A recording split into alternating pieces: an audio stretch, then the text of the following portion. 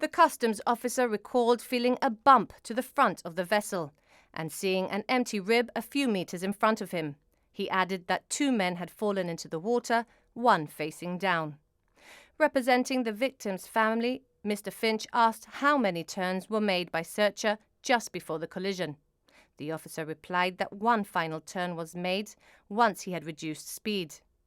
Mr. Finch showed the court charts illustrating Searcher's movements that night, indicating 2 turns, the latter being much sharper.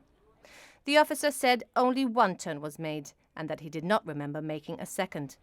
His lawyer, Charles Bonfante, suggested the charts might not be accurate, to which the coroner replied that they are as accurate as could be expected.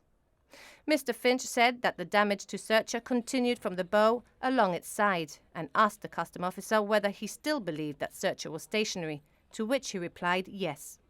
Mr. Bonfante asked if the collision was deliberate and if there had been a breach of rules. The officer replied no. The Spanish co-pilot of the RHIB claimed he knew the authorities would have no interest in them and that they could continue to Spanish waters, but that suddenly a fog light was aimed at them, the customs vessel made a sharp turn, and that led to the collision.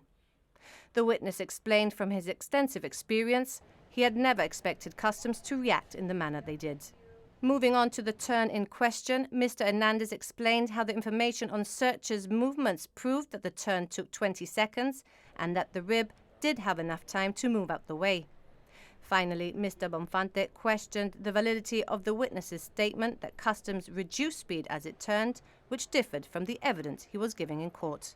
The inquest continues tomorrow.